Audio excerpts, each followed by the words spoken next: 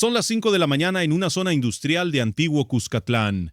Una familia está instalando su puesto de pupusas para atender a los trabajadores del turno de madrugada. Una madre embarazada de 5 meses. 3 hijos que la ayudan a acomodar el comal antes de que salga el sol. Una rutina de gente pobre que madruga para ganarse la vida honradamente a metros del complejo donde opera el Ministerio de Defensa de El Salvador. Minutos después, hombres encapuchados, armados con fusiles M16 y armas cortas llegan a ese lugar y abren fuego sin decir una palabra. Mayra Lisette Guevara Santos, 15 años. Dani Alexander Guevara Santos, 12 años. Su madre, Vilma Esperanza Santos, 40 años y embarazada de 5 meses, fue trasladada gravemente herida a un centro asistencial y murió 2 días después, junto con el bebé que esperaba. 5 vidas, 5, por una deuda del barrio 18 con un hombre que había tenido el valor de ir a declarar ante un tribunal. Y la orden de matar no llegó desde la calle, llegó desde adentro de una cárcel. Eso es exactamente lo que usted va a entender hoy. Esa masacre ocurrió en junio de 2006, en Plan de la Laguna, Antiguo Cuscatlán. El hombre que ordenó esa matanza se llama César Daniel Rendos Díaz, alias El Muerto. 20 años después, la Fiscalía General de la República lo tiene de nuevo en el banquillo, junto con otros 562 cabecillas del barrio 18, acusados en conjunto de 14,488 delitos cometidos desde el año 2012. Es el proceso judicial más grande que se haya abierto contra el barrio 18 en la historia de El Salvador. Y casi nadie está contando la historia completa. Nosotros sí. Si usted es parte de esa comunidad salvadoreña que vivió años bajo el terror del barrio 18, que pagó renta, que vio a un familiar desplazarse de su colonia, que perdió un negocio porque no podía seguir con la extorsión, o que conoce a alguien que un día salió de su casa y no volvió, este canal existe para que esa historia no se olvide y para que los responsables tengan nombre y cara. Suscríbase ahora mismo. Compartan este vídeo. Este tipo de contenido solo llega a quien ya sabe lo que costó vivir en ese país durante esos años. César Daniel Renderos Díaz no era un pandillero de esquina, era cabecilla histórico de la clica Palmas Locos Sureños, una de las células más antiguas y violentas del barrio Haitienen, la zona metropolitana de San Salvador. Según investigaciones de la Fiscalía y la Policía Nacional Civil documentadas en expedientes judiciales, Renderos tenía a su cargo el control territorial de la comunidad Las Palmas, ubicada a metros del complejo donde opera el Ministerio de Defensa y el Estado Mayor Conjunto de la Fuerza Armada. Piénselo un momento. A metros del corazón institucional de las fuerzas militares del país, este hombre cobraba renta, ordenaba ejecuciones y controlaba quién entraba y salía del territorio, durante años sin que nadie lo detuviera de forma definitiva. Renderos no llegó al liderazgo de golpe. Creció dentro de la estructura de la pandilla desde joven, en una zona donde el barrio 18 era la única ley que operaba con consecuencias reales para quienes la desafiaban. Los vecinos que lo conocieron en esa época lo recuerdan como alguien que imponía respeto a través del miedo. No gritaba, no necesitaba hacerlo. El peso de su nombre era suficiente para que nadie en Las Palmas se atreviera a mirarlo a los ojos demasiado tiempo. Cuando en 2006 un padre de familia se atrevió a testificar en un tribunal contra Renderos y otros pandilleros de su clica, El Muerto no lo perdonó. Según el entonces jefe de la Unidad contra el Crimen Organizado de la Fiscalía, Rodolfo Delgado, la orden de matar llegó desde el penal de Cojutepeque, donde pandilleros encarcelados instruyeron a Renderos para ejecutar al testigo. Pero cuando el sicario llegó a Plan de la Laguna aquella madrugada, el padre no estaba. Solo estaba su familia preparando el comal. Y los mataron igual.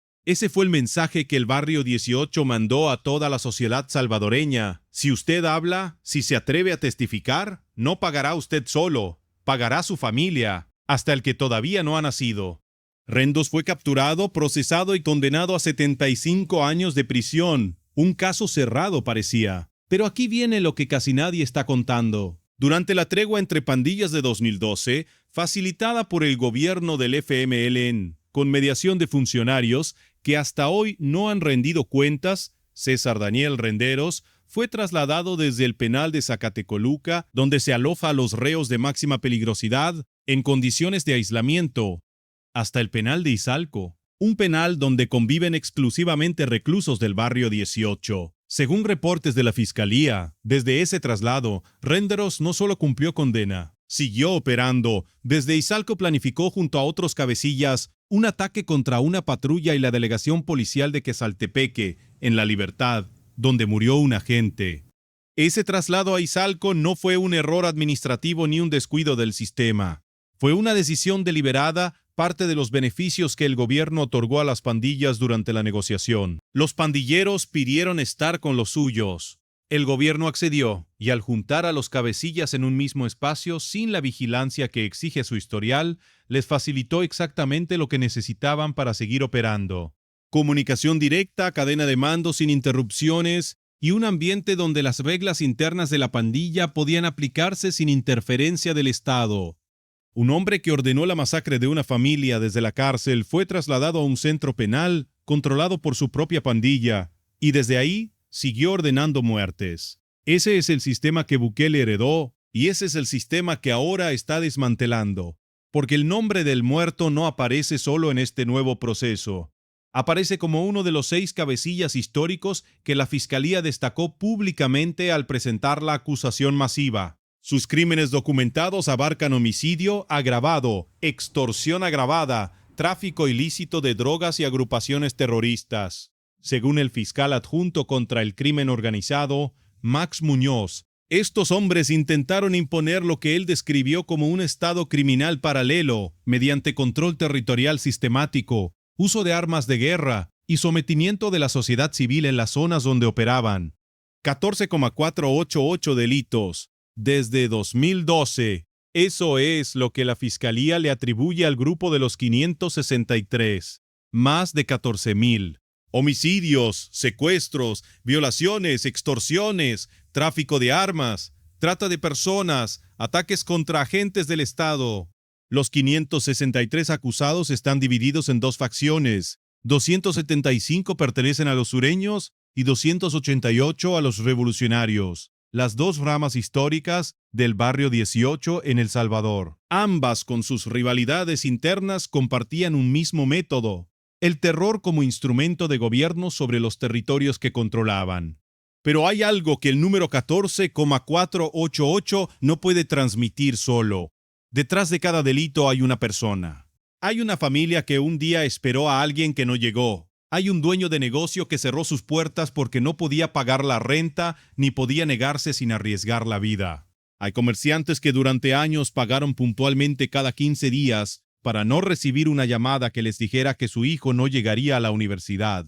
Hay jóvenes que crecieron en esos territorios y que hoy viven en otro país precisamente porque vieron lo que le pasaba a quien se negaba o a quien hablaba. Esas personas también merecen que este proceso exista y que alguien lo cuente con el detalle que requiere. Hay madres que hasta hoy, en 2026, no saben dónde enterrar a sus hijos. Eso representa cada uno de esos 14,488 registros en el expediente que la Fiscalía presentó ante el Tribunal Quinto contra el crimen organizado de San Salvador. Y aquí viene la parte que le va a costar creer si no conoce bien cómo funcionaba el sistema anterior. Los 6 cabecillas históricos que la Fiscalía presentó no son hombres recién capturados. Varios ya cargaban condenas previas. El muerto llevaba más de 15 años acumulando sentencias y siguiendo delincuendo desde adentro del sistema. Otros también. Y sin embargo, durante la tregua, durante los gobiernos anteriores, estos hombres seguían dando órdenes, recibiendo visitas operativas en los penales y coordinando clicas desde celdas que debían aislarlos del mundo. El sistema penitenciario salvadoreño no era una barrera para el barrio 18, era parte de su infraestructura criminal. Según Max Muñoz, los grupos criminales se fortalecieron durante la tregua porque el gobierno en turno les otorgó ventajas concretas que les permitieron crecer sin ningún obstáculo real.